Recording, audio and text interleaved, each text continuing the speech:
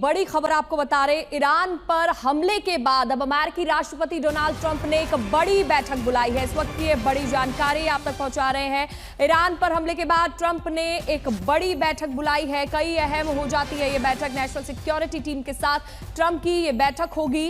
तो अमेरिका की एंट्री के बाद इजराइल और ईरान की जंग में अब माहौल काफी ज्यादा गरमाया हुआ नजर आ रहा है। ईरान पर हमले के बाद ट्रंप की समीक्षा बैठक, इस वक्त की ये बड़ी खबर। प्रणय हमारे साथ ज्यादा जानकारी के लिए जुड़ गए हैं। प्रणय, अब देखिए कि ये बड़ी बैठक होने वाली है, क्या मायने इस बैठक के निकलकर सामने आ रहे हैं?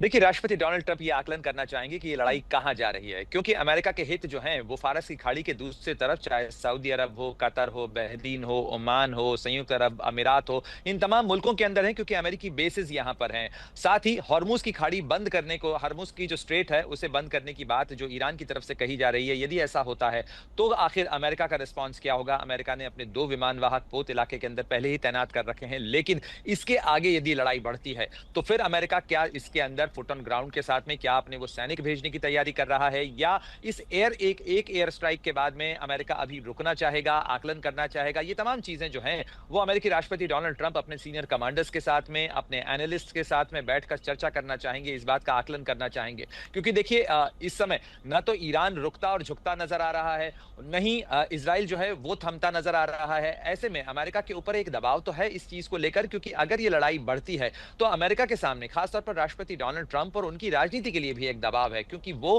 पूरे समय ये राजनीति करते रहे कि वो अमेरिका को किसी नए युद्ध में नहीं झोंकने वाले हैं। इनफैक्ट वो ये भी क्लेम करते रहे कि उनका पिछला कार्यकाल शायद अमेरिकी राष्ट्रपति का किसी नियर हिस्ट्री के अंदर एकमात्र ऐसा कार्यकाल था जिसके अंदर अमेरिका ने कोई नई जंग शुरू नहीं की। तो ऐसे में एक नया खतरा तो है ही। कम से कम उनके जो सपोर्टर्स हैं वो भी ये सवाल उठा रहे हैं।